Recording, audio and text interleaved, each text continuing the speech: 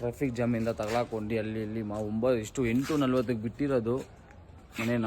ಇಲ್ಲಿ ಬರೋಷ್ಟಿಗೆ 12 ಗಂಟೆ ಟೈಮು. ಈ ಟ್ರಾಫಿಕ್ ಜಾಮಲ್ಲ ತಗೊಳಕೊಂಡು ಬಂದು ಸೀದಾ ಗಾಡಿ ಪಾಯಿಂಟ್ಗೆ ಹಾಕಿದ್ದೀನಿ. ಇನ್ನೊಂದು ಏನು ವಿಷಯ ಅಂದರೆ ಇಲ್ಲಿ ಗಾಡಿ ಕೆಳಗಡೆ ನಾಯಿ ಮಲ್ಕೊಂಡೈತೆ.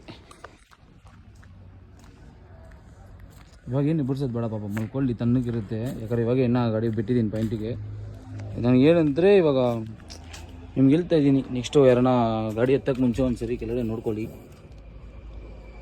ಮಲ್ಕೋ ಪರವಾಗಿಲ್ಲ, ನೀನೇನು ಎಬ್ಬಿಸೋಕೆ ಬಂದಿಲ್ಲ ಸರಿನಾ. ಅದೇ ಥರನೇ ಪಾಪ ಅದನ್ನು ನೀವು ಗಾಡಿ ಸ್ಟಾರ್ಟ್ ಮಾಡೋಕ್ಕೆ ಮುಂಚೆನೋ ಇಲ್ಲ ಏನೋ ಒಂದು ಸರಿ ಚೆಕ್ ಮಾಡ್ಕೊಳ್ಳಿ ಗಾಡಿ ಕೆಳಗಡೆ ನಾಯಿ ಇದೆಯಾ ಅಂತ. ಪಾಪ ಅದು ಬಿಸಿಲಿಗೆ ನೋಡಿ ಇಲ್ಲಿ ಹೊಡಿತಾರ ಬಿಸಿಲಿಗೆ, ಪಾಪ ಅದೇನು ಮಾಡುತ್ತೆ ಪಾಪ ಅದೊಂದು ತಣ್ಣಗೆ ಮಲ್ಕೊಂಡೈತೆ. ಹೋಗ್ತಾ ಎಬ್ಬರಿಸ್ಬಿಟ್ಟು ಹೋಗ್ಬಿಡೋಣ ಸರಿನಾ. ಇವಾಗ ಮಲ್ಕೊಳ್ಳಿ, ಇನ್ನೂ ಆಗೋದು ಸಾಯಂಕಾಲ ಆಗುತ್ತೆ ಲೋಡು. ನಿಮ್ಗೆ ಹೇಳ್ತಾ ಇದ್ದೀನಿ ಅಷ್ಟೇ, ಏನ ನಿಮ್ಮ ಗಾಡಿಗಳು ಎತ್ತುವಾಗ ಸ್ವಲ್ಪ ನೋಡ್ಕೊಂಡೈತ್ರಿ. ಪಾಪ ಅದು ಮಳೆಗೋ ಇಲ್ಲ ಬಿಸಿಲಿಗೋ ಬಂದು ಮಲಗಿರುತ್ತೆ. ಪಾಪ ಅದನ್ನು ನಾವು ಡಿಸ್ಟರ್ಬ್ ಮಾಡೋದು ಬೇಡ, ಅದಕ್ಕೆ ಈ ವಿಡಿಯೋ ನೋಡಿ. ಈ ಗೊಂಬೆ ಹಾಕಿದ್ದೀನಿ ಹೆಂಗೈತೆ ಅಂತ ಕಮೆಂಟ್ ಮಾಡಿರಿ. ಗಾಡಿ ಇನ್ನೂ ಏನೇನು ಮಾಡಬೇಕು, ಬೇಜಾನ್ ಐತೆ ಕೆಲಸ ಗಾಡಿಗೆ ಮಾಡೋಕ್ಕೆ.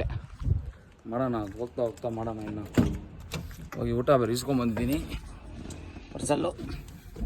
ಯಾಕೆ ನನಗೆ ಹೋಟೆಲಲ್ಲಿ ತಿಂದು ಅಭ್ಯಾಸ ಇಲ್ಲ. ಸರಿ ತಿಂದು ಅಭ್ಯಾಸ ಅಂದರೆ ಅಲ್ಲಿ ಟೈಮ್ ಇಲ್ಲ. ಓಪನ್ ಮಾತಂದರೆ ಅದು ಹೇಳ್ಬೇಕಿರೋದು ಟೈಮ್ ಇಲ್ಲ ಅಷ್ಟೇ. ಈಕ್ವಲೆಂಟ್ ಹಾಕ್ಸಿರಿ, ಅದಕ್ಕೆ ಒಳ್ಳೇದಾಯ್ತು. ಬಿಸಿಲು ಒಳಗಡೆ ಬರೋಲ್ಲ, ತಣ್ಣಗಿರುತ್ತೆ ನಮಗೂ.